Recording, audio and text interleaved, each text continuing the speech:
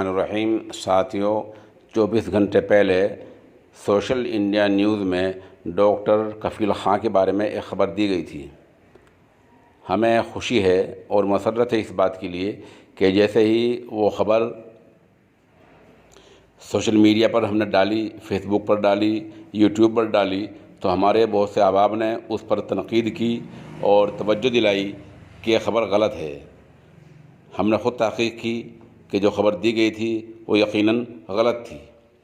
کل ہم نے اس کے ازالے کے لیے دوسری پوسٹ ڈالی، اتفاقاً اس میں بھی غلطی ہو گئی لکھنے میں، تو ایک صاحب نے اور توجہ دلائی کہ نام صحیح نہیں لکھا۔ یقیناً یہ سب باتیں صحیح ہیں اور اس سے ہمیں خوشی ہے کہ لوگ ہماری غلطیوں پر اور تقصیروں پر، خطاؤں پر نگاہ رکھ رہے ہیں۔ اس کے معنی یہ ہیں اور اس سے ہم یہ سمجھتے ہیں کہ ہمارا کام ترقی کی طرف گامزن ہے، کیونکہ جس کام پر لوگ دھیان دینا چھوڑ دیں، جس پر روک ٹوک بند ہو جائے، وہ کام پیچھے چلا جاتا ہے۔ دوسرے کہ میری خبروں میں چونکہ اسلام اور اہل اسلام غالب ہوتے ہیں اور ہونا بھی چاہیے، میں ایک مسلمان ہوں۔ میں نے جب اسلامی تعلیمات میں نظر دوڑائی تو اسلامی تعلیمات یہی ہیں کہ اگر آدمی سے غلطی ہو جائے، خواہ جانے میں خواہ انجانے میں، اور وہ غلطی جس پیمانے کی ہو، جہاں پر ہو، وہیں رجوع کرنا چاہیے۔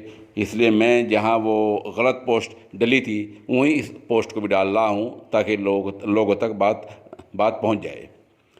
اس سلسلے میں میرے حکیم الامت مولانا اشرف علی تھانوی کا جو معمول رہا ہے، عمل رہا ہے، وہ یاد آ گیا ہے کہ حکیم الامت نے اپنی کتابوں میں اور خاص طور پر فتاووں میں آخر میں ایک باب قائم کیا جس میں جن مسائل میں حضرت سے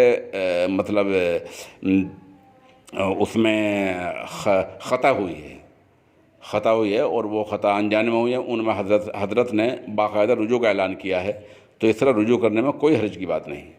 آخر میں یہ کہ سوشل انڈیا نیوز کے اس نامہ نگار کو یہ مغالطہ لگا کہاں سے ہے وہ بھی عرض کر دوں۔